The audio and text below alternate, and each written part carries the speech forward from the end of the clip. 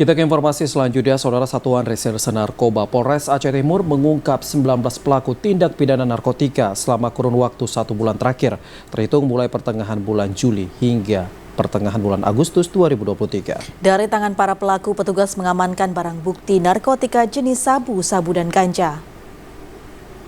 Sebulan Polres Aceh Timur melalui unit Satres Narkoba melakukan pengungkapan kasus tindak pidana narkotika jenis sabu-sabu dan ganja di sejumlah kecamatan kabupaten setempat. Di antaranya peredaran para pelaku meliputi wilayah Pantai Bidari, Simpang Ulim, Juluk, Darul Aman, Idiraya, Perlak, dan Ranto Perlak.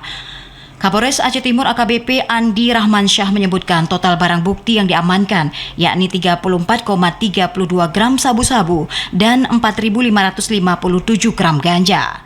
Profesi para pelaku bervariasi mulai dari petani, nelayan hingga PNS, sementara umur para pelaku mulai dari 24 tahun hingga 63 tahun.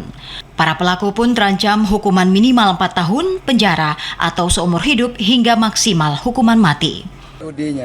Periodenya itu antara pertengahan Juli sampai dengan pertengahan Agustus. Untuk kasusnya 3 kasus ganja, 15 kasus sabu-sabu. Beratnya sabu-sabu itu sekitar 43, sekian gram. Berat ganja 4.557 gram ganja, jadi 4,557 kg. K itu ada 19 tapi 18 LP. 1 DPO. Yang tadi 32,34 gram. AKBP Andi Rahmansyah menghimbau kepada seluruh lapisan masyarakat agar dapat memberikan informasi sekecil apapun kepada pihak kepolisian dalam rangka pemberantasan terhadap peredaran narkotika, khususnya di Kabupaten Aceh Timur. Dari Aceh Timur, Said Maulana, TVRI Aceh melaporkan.